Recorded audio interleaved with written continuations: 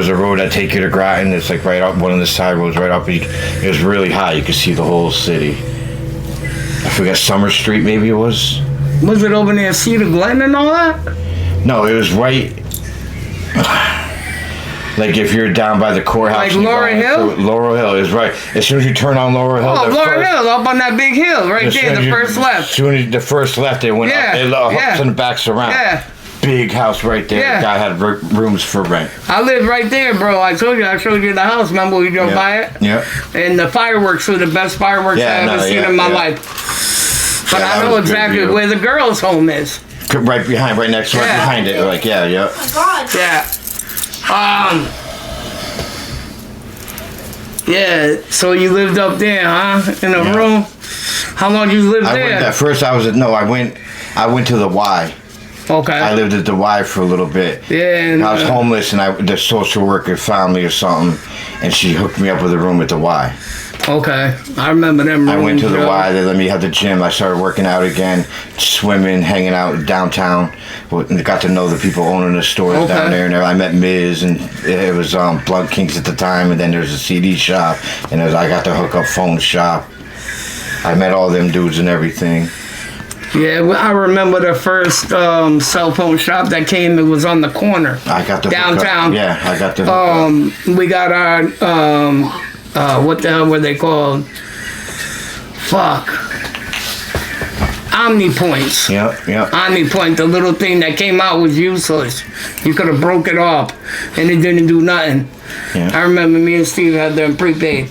What was it? Omni-point. I forgot the guy's name who owned it, but R.I.P. to him. Yeah, Omni-points. KC down there on Franklin, he's the man back then. I bought my first Mac 11 off him. All right, so let's go back there. So, you're living at the Y, working for Labor Ready. Yeah. Nobody there gave you a permanent job working there? We were building the Lowe's building in Plainfield at the time. Okay. Laying rebar and stuff. I got a job there, and then coming home every night, I was hanging out at the CD shop with Miz and them, and then at the Blunt Kings. With my friend Bubs owned that from Massachusetts. I was working for hanging out, working with them. Okay. And I was just honestly hanging out, having fun. Right. And then, long story short, right around 2002 or 3, they did a sweep. FBI, DEA, everybody did a sweep downtown. I didn't know the stores were selling coke. This dude was selling weed. This dude was selling ecstasy. And I was hanging out there all the time. What they was doing, I was a hustler. I knew what was going on. I was trying to get, but I didn't know they was doing all that. While I was watching the store, they running around doing this and that. And then friggin' people would come into the smoke shop and ask for drugs, and I'd be like, man, take that shit down Franklin Street. But those end up being undercover cops. I told to go down the road. So when they did the sweep, they got me with conspiracy commit to sale of crack cocaine because it's called steering. I told them to go down the street to get it because I was a known crack spot, but they call that steering. Like I was sending them to my boy, like they were trying to make it look like an organized racketeering down there or whatever, but it was really them dudes. I was just working in the shop, so I got caught up in all that and went to jail. Was you able to do anything about that? Fight it or? I fought it a little bit. I didn't have my money for the Dream Team lawyer I used to have and stuff. I stayed in jail for a little bit. And then he came back from Florida, the lawyer, and he took my case because I helped his son out. Okay. So he took my case, and I ended up getting probation for that. I did like 6 months, and then I got probation. So you did 6 months in 5 years. I did Corrigan. I did 6 months. Oh, Corrigan was open then? Yeah. So that was like one of your longest bids you first did? Yeah, it started getting bigger. That was the 6 months. 6 months. How was that? How was your first time? Honestly, it was gladiator school.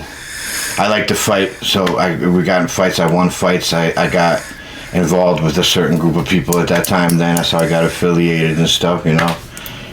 I met a lot of good people in there. It's weird. Being jail school. It is weird. People say you always meet some good people in there. Now I got the connects. I got the. I know. I got all the info. People talking there. Yeah, you can get anywhere from T-shirts to. Not that I was locked up, but I know a lot of people that were locked up. You know what I'm saying? And It just is what it is. So you did your 6 months and you came home, and what happened after that? Oh, what did? That's when I came back to Norwich. This is like 2004, 5-ish. And like I said, I ended up meeting some people. I built my little family. I met my friend Sean Hill. That was my best friend. He became my brother. He was my brother, bro. You couldn't stop. I was sleeping in the park bench one day. I met him. He fished a lot. Yeah, go ahead. Yeah, He liked fishing, and I like to always. I like to hang out the marina when I had nowhere to sleep at night or whatever. I go to the marina and just hang out there. Yeah. And he's fishing. I'm sitting there. I light up a doobie boom. He smells it. He goes, "Yo, come here." He called me down. I went down there, and like after that, we was inseparable. He said, Yeah. "Yo, you coming to my house? You can stay with me." When did you meet that old lady you was telling me about? Was this That's a long more time after. after? Yeah, this is that's like 2000. All right, we'll talk about that after. We're getting there. All right. So you start hanging out with Sean. Yep, Sean Hill. We're hanging out. You know, we doing our thing. We weren't really. He had a job landscaping with this dude Dennis. He ended up getting me in there, so I jump in back of the Dennis truck. Jackson? Dennis Sheffield. Oh, okay. Dad had Okay. Sheffield's gifts and stuff. Yeah, My yeah. parents had dad at Yeah. Sheffield. And then I started working where he got me out there. We weren't doing nothing like too illegal. Okay. So we were just working landscaping, going home to his house, hanging out. You know, just be real good friends, just friendship. You know, just Yeah, feel yeah, like yeah. he's like my brother, Like he's my a little brother. brother. Took me off the streets, put me on, you know what I mean, helped me out, got me a job, all that, and got like turned me around, trying to get me away from selling drugs. I'm gonna go do this. He's like, nah, we're gonna go work extra hours tomorrow. We don't have to do that. So he like steered me in the right way. He was a good kid. So now he lives in Norwich. Yeah. In Oak Street, I Oak think. Street. Yep. And y'all are hanging tight. Yeah, we're hanging tight, doing our thing, a couple years, and then his friend, there's this girl started coming over, Crystal, and Sean had a girlfriend already, but Crystal had a thing for Sean, so she was trying to hang out there too.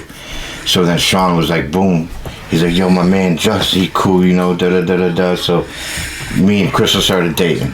Me and her started going out, and that's what she's you know, met my wife.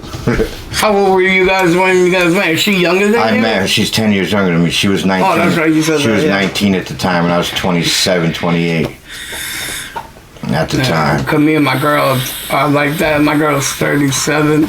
Yeah. So we started hanging out, double dating, hanging out, always boom, boom, boom. And I'm 17, so she's a lot older than me. So y'all are hanging tight. You guys are brothers. Anything. Yeah, no. You swing, I swing. We fight, we get drunk, we get in a fight. You swing, I swing. No questions asked. Anything, bro. I get it. That's how me and Stevie J are. Sorry, people. Must be my blood sugar's a little high. Sorry about that, guys. Sorry about that. Shh, quiet. I'm quiet. All right, thank you. Damn it. So you and Sean just hang out. You're not doing nothing illegal. You're just working. Just working, hanging out, doing some fishing. A lot of fishing. A lot of fishing. I do fish. That's how I don't remember how I met him. No, I don't know. I think I would probably remember like you hanging out with him, but he used to hang out at my house. You know what I'm saying? Like I don't know who was his girlfriend? Lorenda. She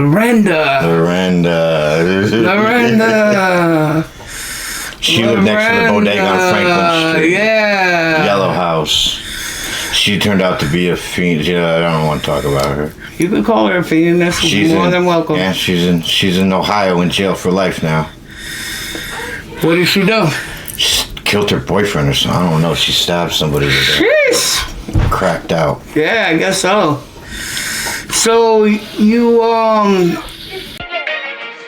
ain't too, you crazy for this one.